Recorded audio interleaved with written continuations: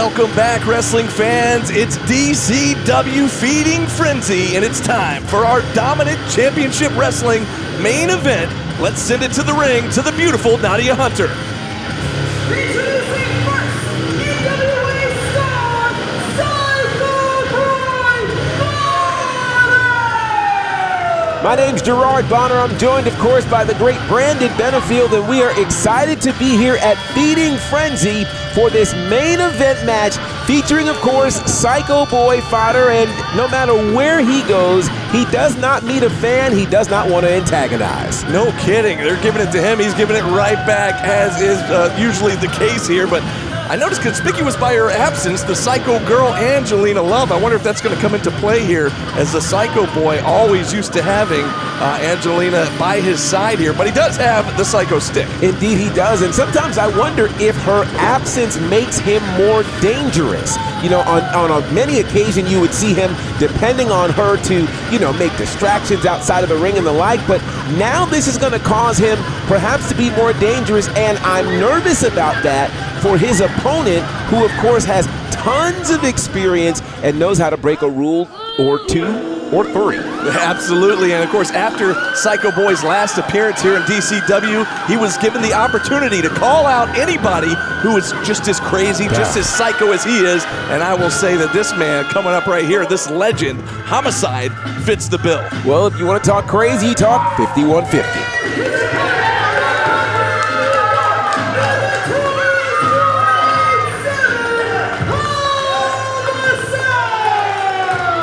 You know, one of the things that happens in the sport of pro wrestling is sometimes people play a role and sometimes people are the role. Homicide is absolutely the embodiment of 5150, going loco, and that's what he's done throughout his 3-decade career here in the sport of pro wrestling.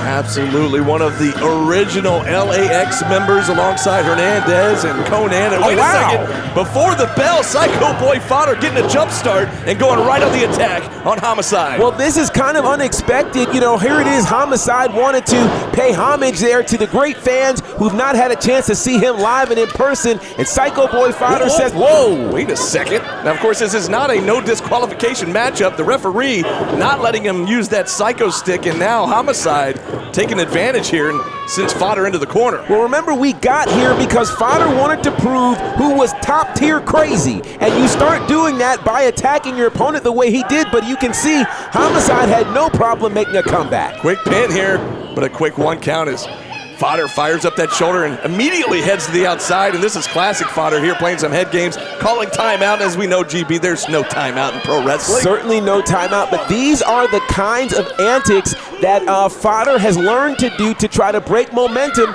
but it works when people aren't nearly as crazy and wild as Homicide, who is right behind him. Turn around, Fodder.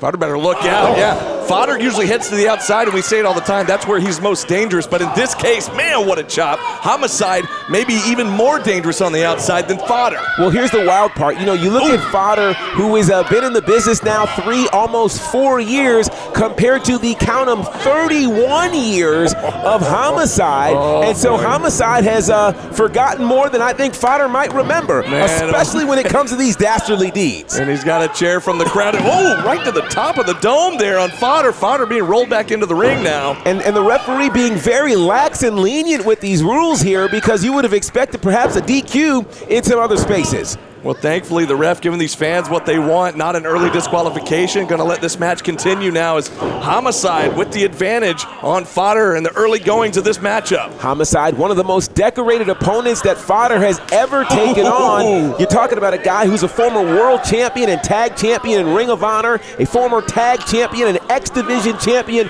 over in TNA. He's done so much, and of course, even recently in the NWA, being a former world junior heavyweight champion. Now looking for a hip toss, but he gets countered there with that big lariat from Fodder off the ropes. And now Fodder on his feet and Homicide down on the mat. Now Fodder trying to take advantage. Here's what's exciting to me about a matchup like this. When you talk about two guys who are battling each other in crazy, this match is not going to be about, you know, special moves and acrobatics. It is punches and kicks and almost a 3 count there. Another quick kick out there. Now you see Fodder trying to just slow down the pace of this matchup, trying to choke the life out of Homicide. You know what's wild is we've seen in combat sports recently a lot of veterans trying to hop back into the ring, but the thing about a Homicide who's been in the business for 31 years is he's not spent time outside of the ring. He has been going in his career that entire 31 years, which makes him extremely dangerous in this context. Big back elbow there from Fodder.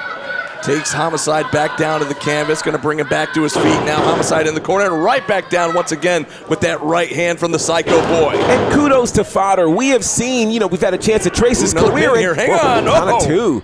We've had a chance to trace the career of Fodder, and Fodder's had the chance in his relatively short career to battle a number of legends. And what's amazing to me is he seems to never be outwardly intimidated by who he's in the ring against. Yeah, big props to Fodder there. Never backing down from a fight, even if it is with these legendary opponents. You saw him just digging into the face there of Homicide, but Homicide now back to the attack with these body shots, and it looked like he might have been going for that Koji cutter early, but Fodder saw it coming in a big back suplex. Right there on the back of the neck of Homicide, and this could be all. Count of two. Man, oh man, yeah, it looked like Homicide landed right on the back of his head.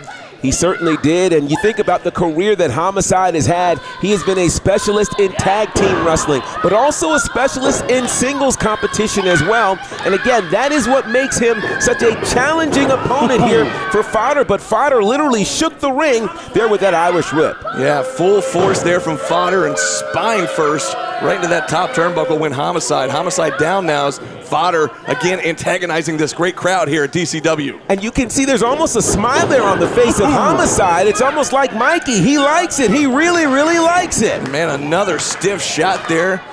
A whip across the ring, and again, like you said, GB, he's shaking the whole ring, nearly shaking the building here at Feeding Frenzy. And no matter how much Homicide might like the punishment, the human body is only meant to take so much. And after 31 years of ring wars, you wonder how much is indeed left in the tank of the legendary Homicide. And we're finding that out with a huge comeback and a great dedication, it looks like, to the late, great Eddie Guerrero. Gonna go for the trifecta here. Gonna hit all three of the amigos, and there it is. We got all of them on that one, and there's the shimmy in honor of Latino Heat. Count of two there. Fodder able to get that left shoulder up just in time.